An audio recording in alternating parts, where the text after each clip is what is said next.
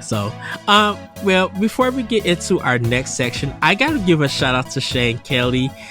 He made a maple ginger sticky tofu dish, and it looks amazing. So I wanted to shout him out. I kind of missed shouting him out for Snack Tendo, but great work, Shane. Your meal looks amazing. The way that it was plated, great A, great A. Is so that just on wanted to give Discord? Shane. Can I see that on Discord or is that on? It's on his Twitter. Okay, I'm gonna go look it up now. So I can see what's going on. yeah, I miss Shane. So I haven't touched Shane in a while either. I know I love him and I miss him too. But we got a boss rush banter, and this one comes from Sam Reader. His boss rush banner: should we leave games uncompleted? And you guys go to bossrush.net to read his banter and give it a really good read. Leave some comments. Let them know what your thoughts on this topic. So I kind of want to ask you guys, like, what makes you leave a game? It give me just two reasons why you would leave a game. Also, I'm gonna start with you. What are two reasons that you would leave a game? Two reasons I would leave a game uncompleted. Well, so now when you say complete, is this meaning roll credits? Or is this uncompleted? That you never finished the game at all. You just you got to a point and you dipped off. I would say the biggest one is time, especially with open world games. Far Cry 6 being a thing that could happen.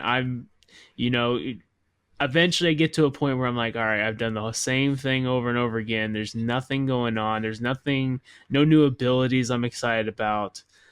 Let's just get through the story and be done.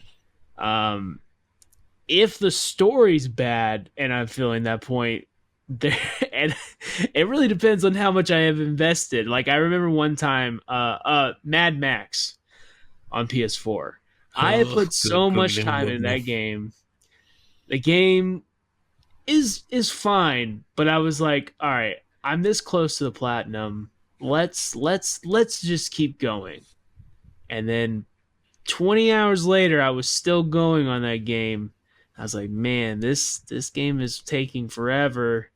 And then I had a broken bug where I couldn't get one item, and then I made sure that game never existed on my PlayStation ever again because it made me that mad. So stuff like that would be a killer for me. I've dropped games before that I knew that I would come back to, like say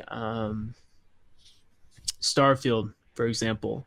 That was a game that I dropped because the whole time I was playing it, I was like, I kind of wish I was playing Skyrim or Fallout instead.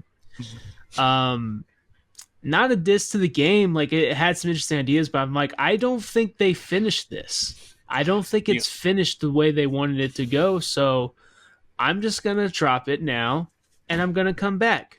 Because how many new characters have I made on Skyrim and Fallout?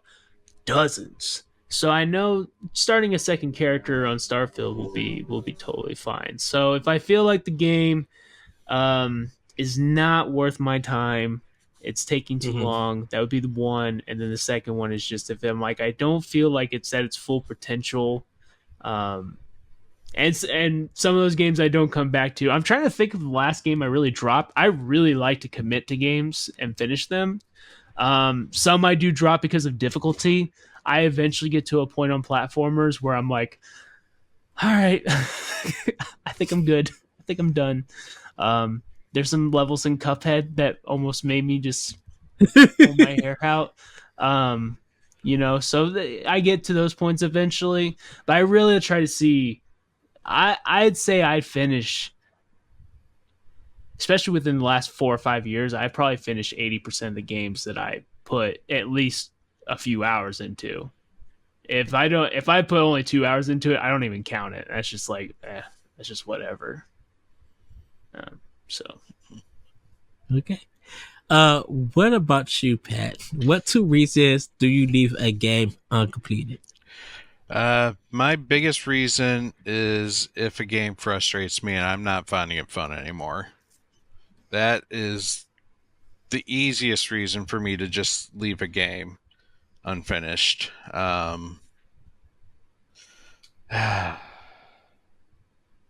And honestly, the other reason is I think something else that caught my attention is just kind of pulled my interest away. Yeah, that's a good point. I That's a mean good that point.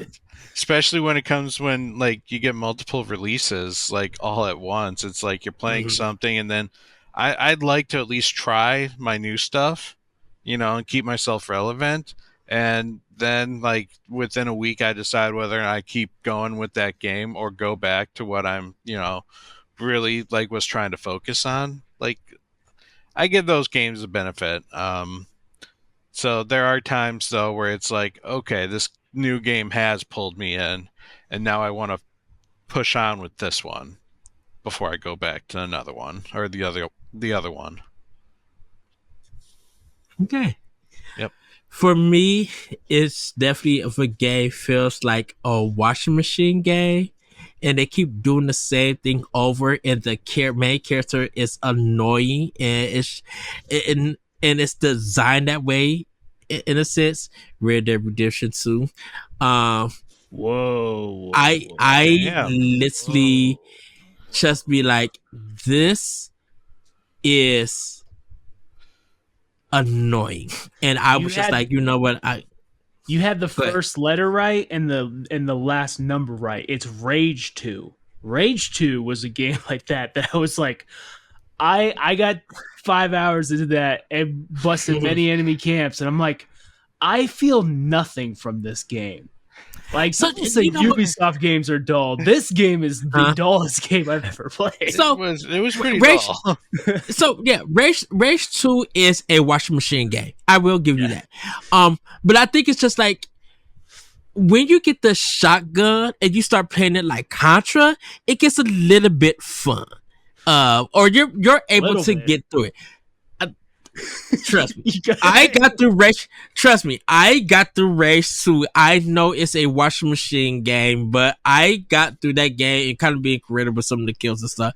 But I got through that game. It's okay. It's not bad, even though it is a washing machine game.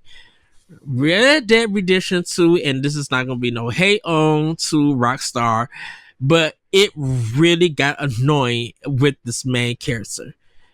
Leave. If you want to leave, leave. You keep complaining about that you all of this stuff is happening, you could just get up and leave if you want to.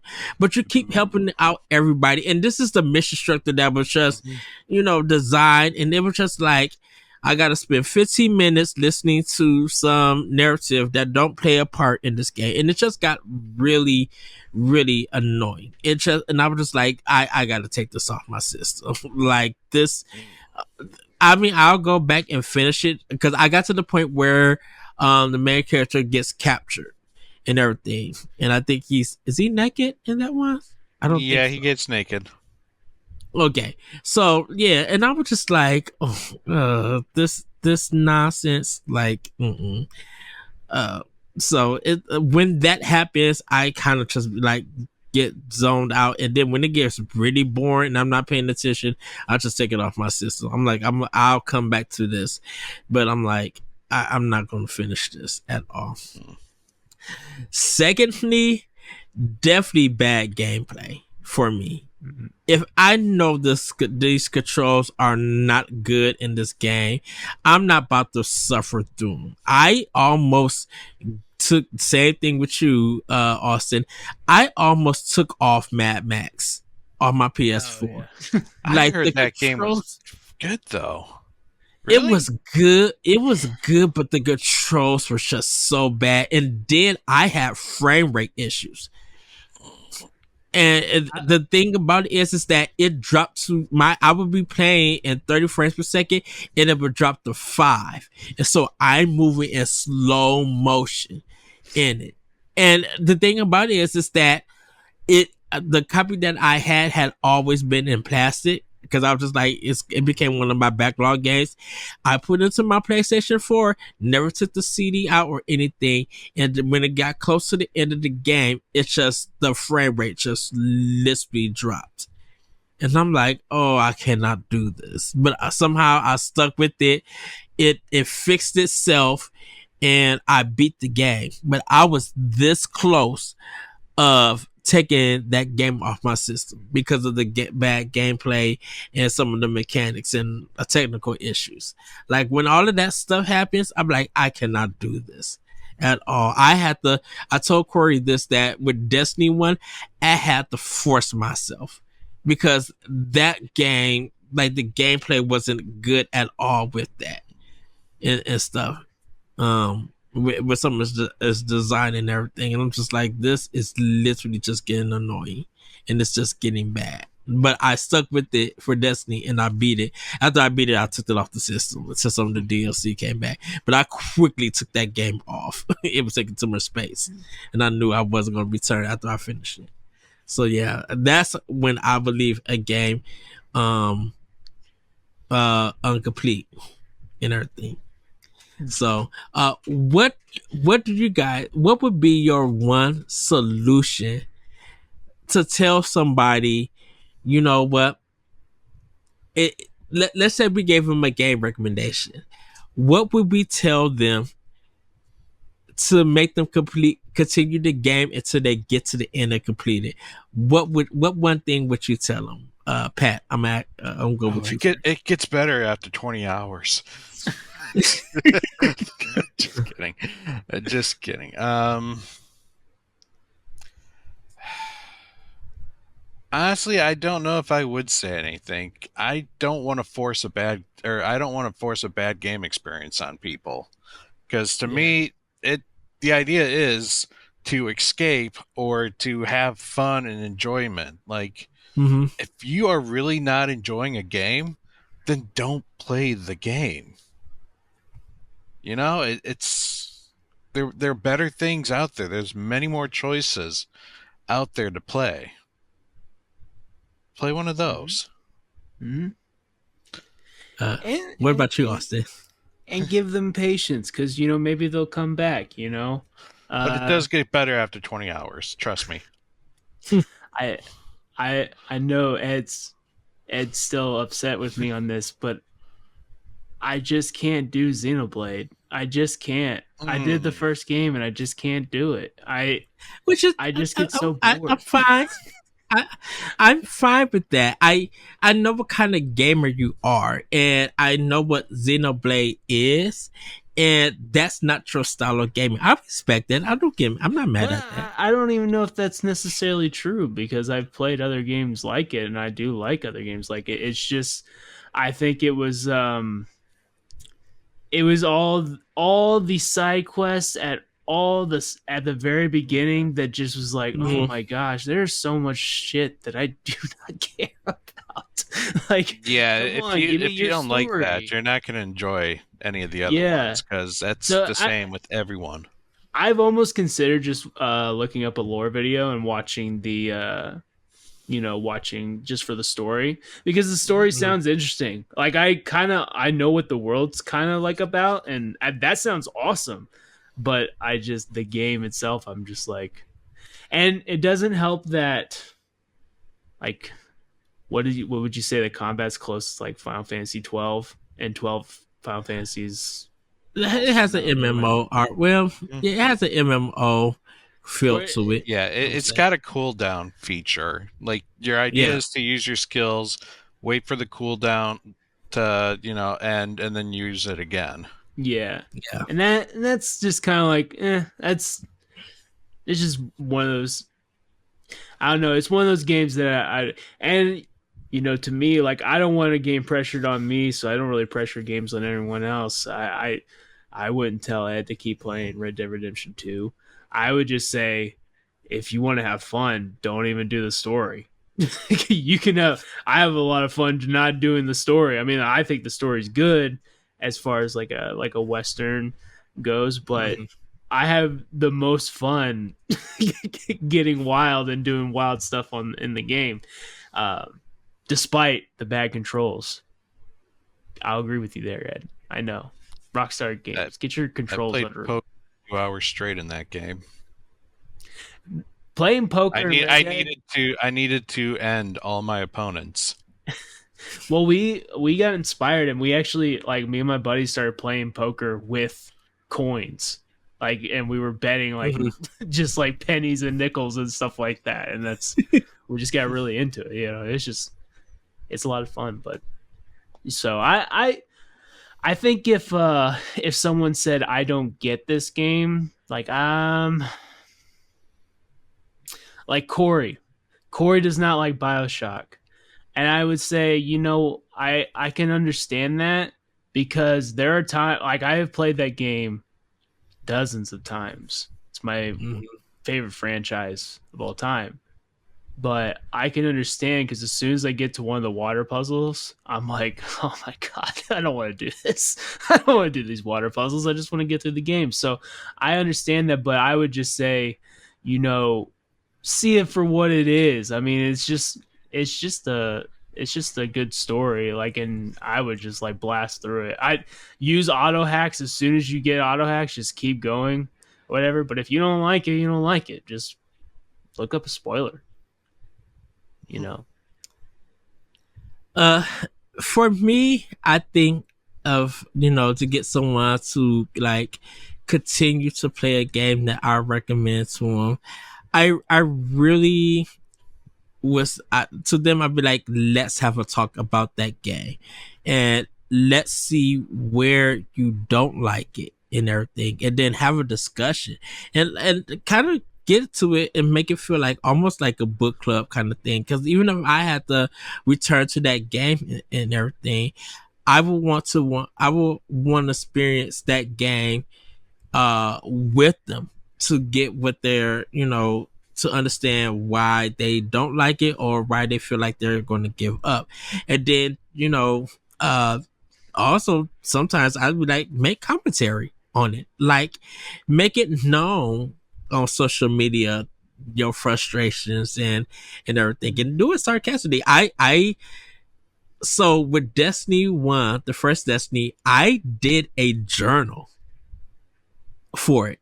And every day that I played it, I would do like a week column of what I played. And I would make it sarcastic and everything, like make it funny, but I would comment on what I was experiencing with it. And when I finally got to the end of the game and I finished Destiny, I wrapped up my journal and I said, it is what it is.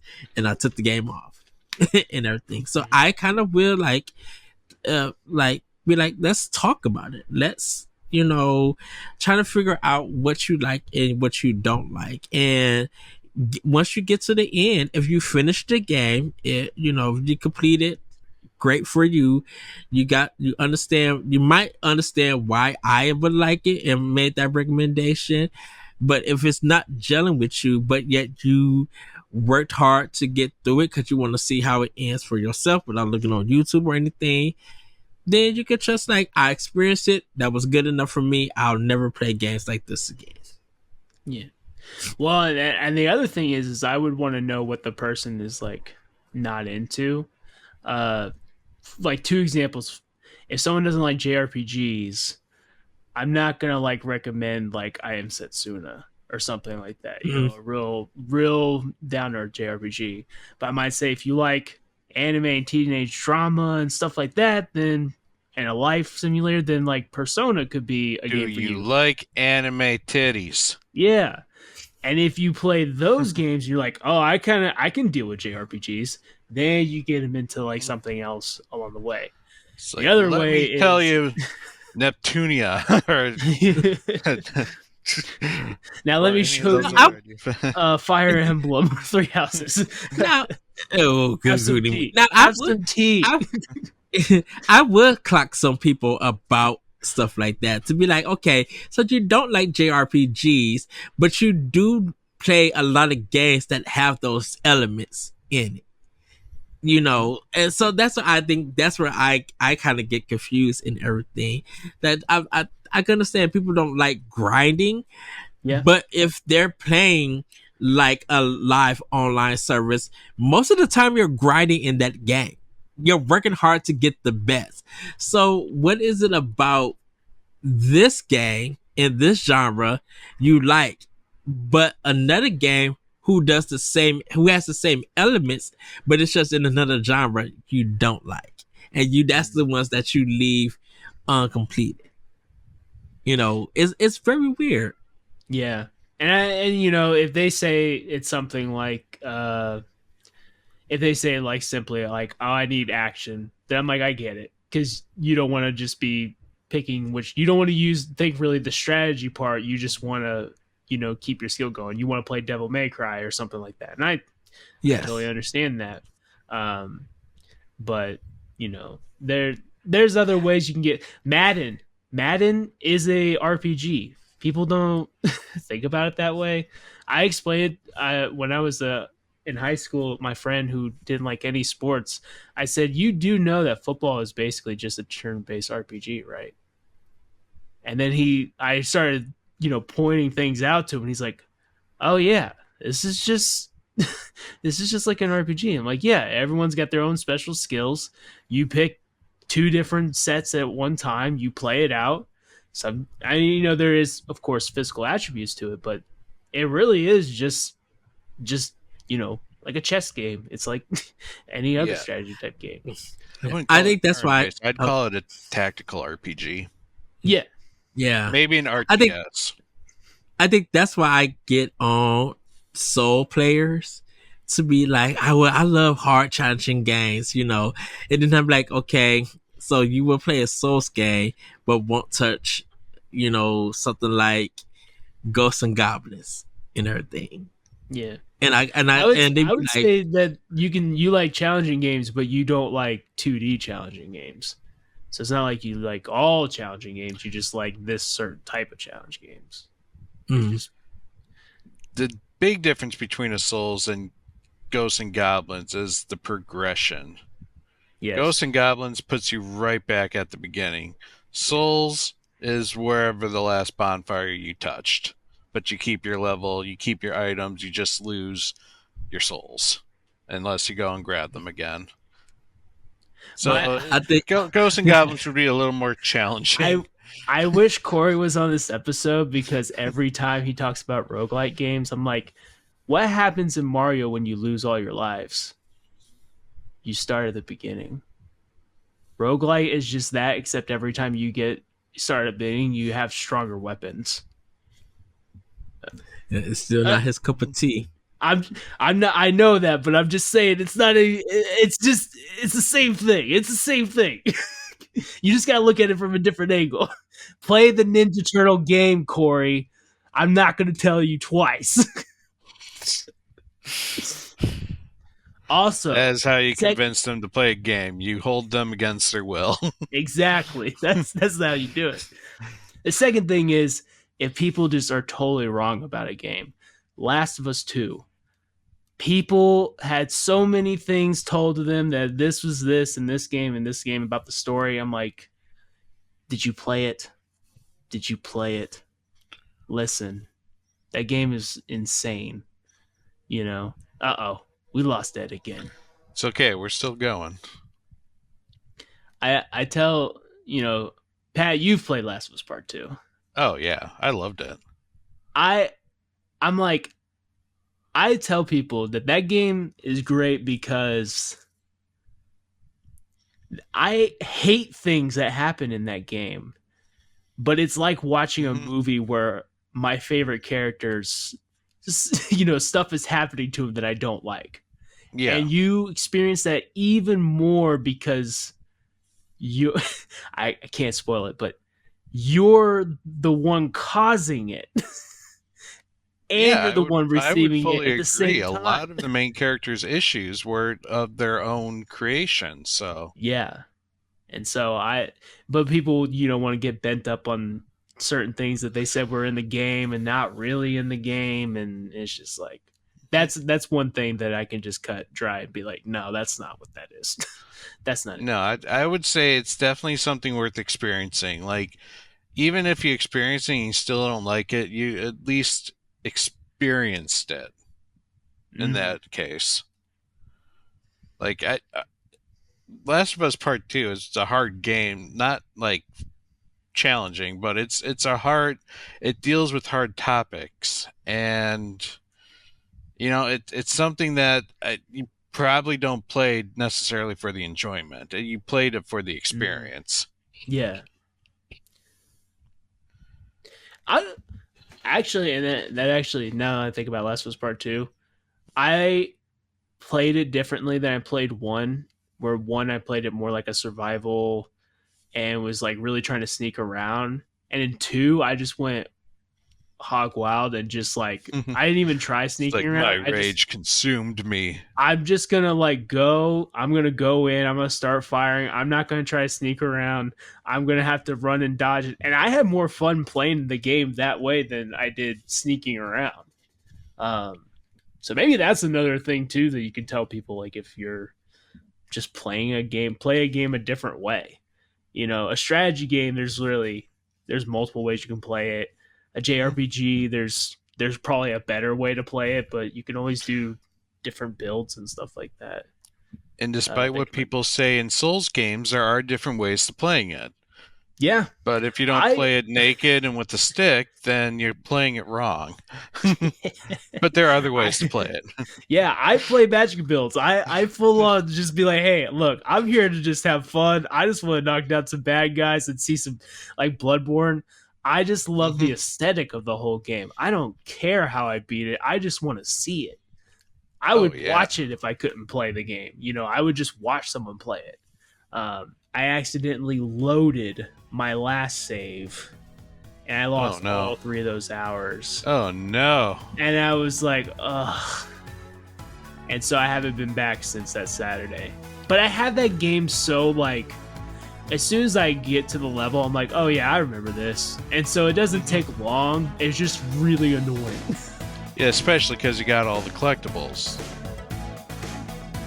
If you want to see how you can become a Patreon producer, head on over to patreon.com/BossRushNetwork. The Patreon producers for this month are Adriel Munger, Austin Campbell, Celeste Roberts, Christian S., Sana Deering, Francisco Santillan, Matthew Keel, and Todd Oxtra. Thanks for your continued support of the Boss Rush Network.